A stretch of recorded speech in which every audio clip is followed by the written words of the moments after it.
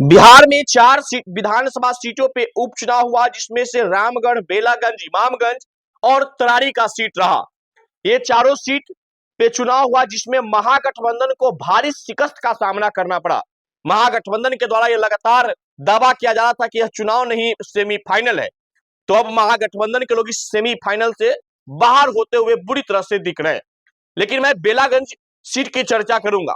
बेलागंज विधानसभा, जहां से 35 सालों से लगातार सुरेंद्र प्रसाद यादव जो राजद के कैंडिडेट थे और बिहार में महागठबंधन की सरकार, वो मंत्री भी थे, लेकिन वो सीट सुरेंद्र यादव कहते थे कि यह सीट मेरे कब्जे में और हमेशा रहेगा, क्योंकि हम जनता के बीच रहते हैं, जनता का प्यार बटोरते हैं। लेकिन जनता ने वहां कहा कि 40 साल के जंग को छुड़ाना है और इस सीट को महागठबंधन से हटाना है। मतलब आप समझ लीजिए कि सुरेंद्र प्रसाद यादव 35 सालों में जनता के दिलों में इतना विश्वास बना लिए कि इस बार उनको 21,000 से चुनाव हारना पड़ा।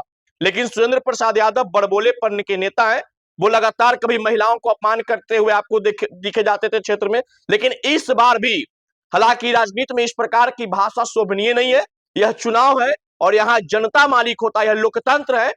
यहाँ पहले वाला 1990 वाला और महागठबंधन की सरकार वाला हाव भाव नहीं रहा।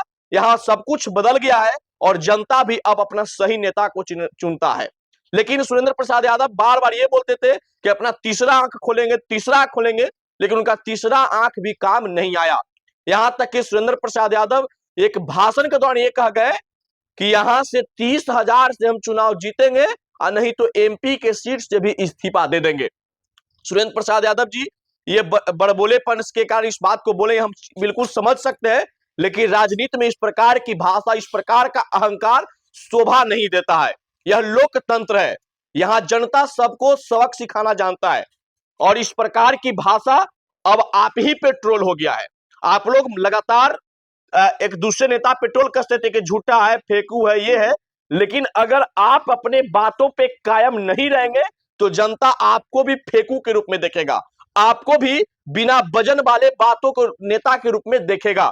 अगर आपके बातों में इतना ही वजन है तो आप जैसे ही आपके बेटे डॉक्टर विश्वनाथ यादव 21,000 से चुनाव हारे, हालांकि लोकतंत्र में हार और जीत लगा रहता है, लेकिन इस प्रकार का भाषा कभी शोभनीय नहीं है। जो आप ये बोल देते कि सीट हम हारेंगे तो सांसद के सीट से इस्तीफा दे देंगे, अब वही इस्तीफा की मांग आपसे हो रहा है। लगातार सोशल मीडिया पे ये वीडियो वायरल किया जा रहा है और लगातार सुरेंद्र यादव से पूछा जा रहा है कि क्या एमपी के सीट से इस्तीफा देंगे। इसका जवाब आप बिहार की जनता, जहानाबाद की जनता, बेलागंज की जनता आपसे जानना चाहता है और इसका जवाब का इंतजार हम सबों को भी रहेगा। अगर इस बात का जवाब आप नहीं दिए, इस्तीफा आप नहीं दिए, तो हम भी आपको मान लेंगे कि राजनीति में आने के लिए कोई भी नेता सही नहीं है। वो भी अपने लाभ के लिए कभी भी झूठ बोल सकता है। ये झूठ बोलने का आरोप सिर्फ और सिर्फ प्रधानमंत्री नरेंद्र मोदी पर ही नहीं, बल्कि तमाम नेताओं पे है जो अपने लाभ लेने के लिए कुछ भी बोल जाते हैं।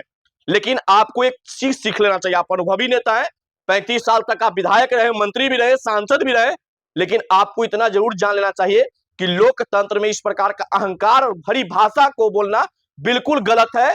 जनता है, सबको सबक सिखाना जानती है और इस चुनाव से आपको अंदाजा लग भी गया होगा कि अब यहाँ पे कोई अपने दबंगई, अपने वर्चस्व और अपने अधिकार से चुनाव नहीं जीतेगा, बल्कि जनता का काम करना होगा, जनता के बीच रहना होगा और मां बहनों को इज्जत करना होगा, तभी चुनाव जीतेगा। और बेलागंज की जनता ने आपको बदलाव करके यह दिखाया है और लगातार राजद की तरफ से यह कहा जाता था कि एम वाई मेरा वोट है, लेकिन बेलागंज विधानसभा चुनाव में एम का भी वोट तो भारी मात्रा में टूटा, लेकिन वाई का भी वोट टूटा है, क्योंकि लोगों ने इस बार परिवर्तन के मूड में थे और परिवर्तन इसलिए लोगों ने चाहा क्योंकि लगातार 35 सालों से जीतने के अंदर इनको अहंकार हो गया था और जिस सवर्ण समाज इनको चुनाव जिताता था, जो सवर्ण समाज भी इनसे नाराज रहा और इसका खमियाजा ये हुआ कि आपको 21,000 से हारना पड़ा। बाकी इस प्रकार की राजनीति में भाषा बोलना बिल्कुल गलत है कि हम यहां से इस्तीफा दे देंगे, हम वहां से इस्तीफा दे देंगे, हम चुनाव से इस्तीफा दे देंगे, ये बिल्कुल गलत है। ये लोकतंत्र है और यहाँ जनता मालिक होता है। जनता जिसको चाहेगा उसको सत्ता पे लाएगा, जनता जिसको चाहेगा उसको सत्ता पर हटाएगा। बाकी आपके अपने दिए गए बयानों पे अब आप कायम रहते हैं या नहीं रहते हैं वो आपका मसला है। अगर आप कायम नहीं रहते हैं तो इसी प्रकार का ट्रोल का सामना आपको करना पड़ेगा। बाकी इस वीडियो से कितना सहमत है कमेंट बॉक्स में प्रतिक्रिया देकर बताइएगा। ज्यादा से ज्यादा सभी को नमस्कार है, जय हिंद है, जय भारत।